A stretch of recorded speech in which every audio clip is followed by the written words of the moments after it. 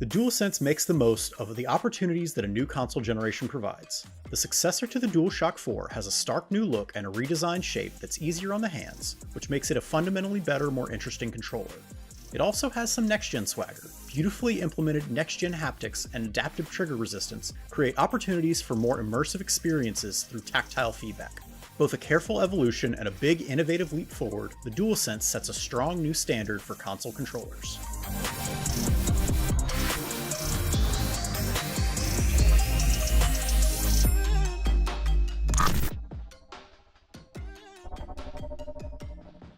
Though the overall shape has changed just slightly, it has longer, beefier handles which rest and fit in your hands better because there's simply more controller to grip. Weighing 282 grams, it's considerably heavier than the DualShock 4's 215 grams. That weight is well balanced though, and ultimately leads to a more comfortable feeling as you hold it.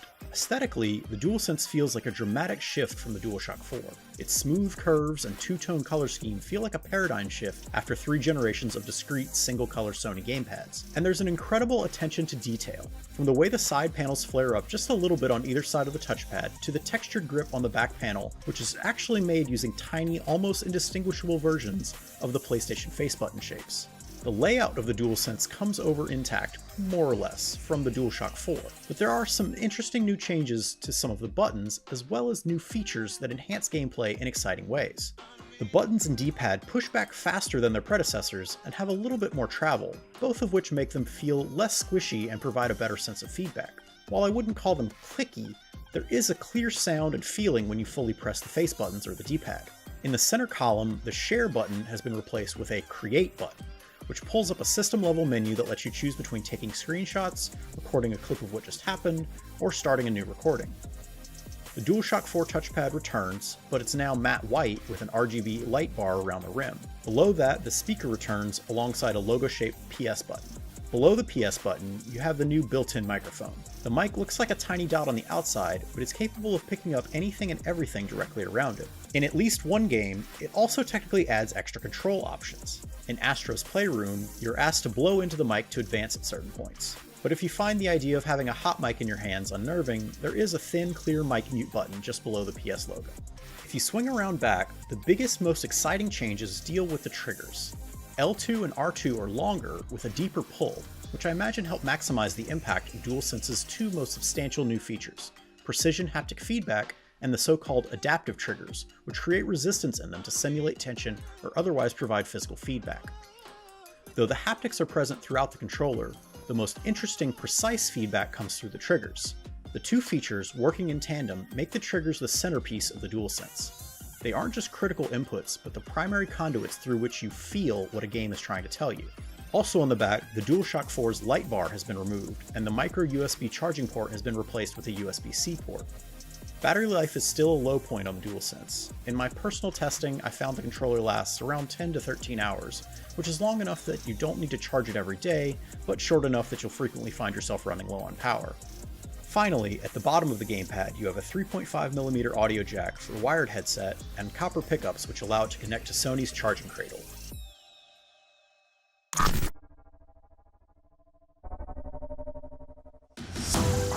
The leap from the DualShock 4 to DualSense truly feels like a next-gen experience. In playing some of the PS5's launch lineup, including Astro's Playroom, Spider-Man Miles Morales, and Bugsnax, the refined design and new features of the DualSense do wonders for PlayStation gaming. Independent of the new features, the DualSense is Sony's best controller to date.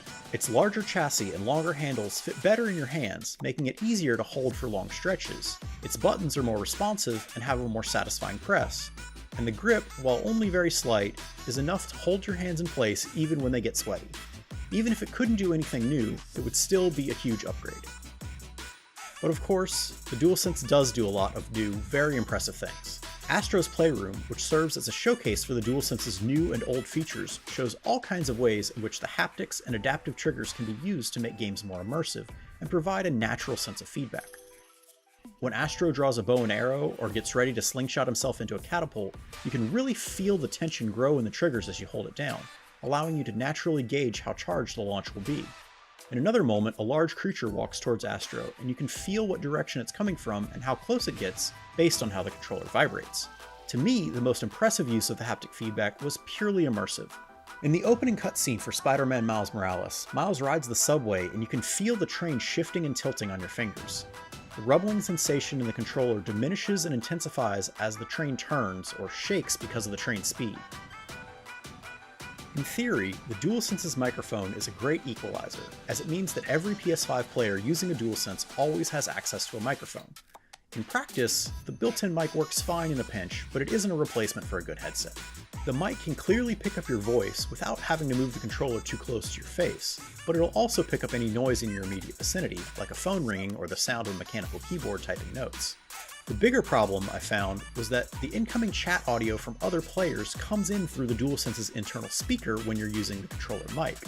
While the microphone could hear me easily, I found it difficult to hear my teammates over the game audio coming through the TV.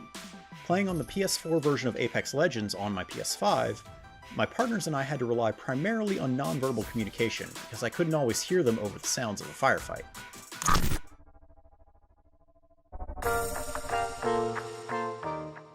With the DualSense, Sony has both made a more comfortable gamepad for traditional gameplay and introduced some very exciting new features.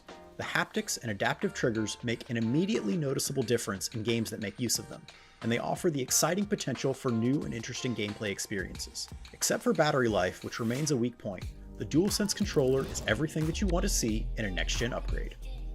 For more PlayStation coverage, be sure to check out our reviews of the PS5 and the Pulse 3D headset. And for everything else, keep it locked to IGN.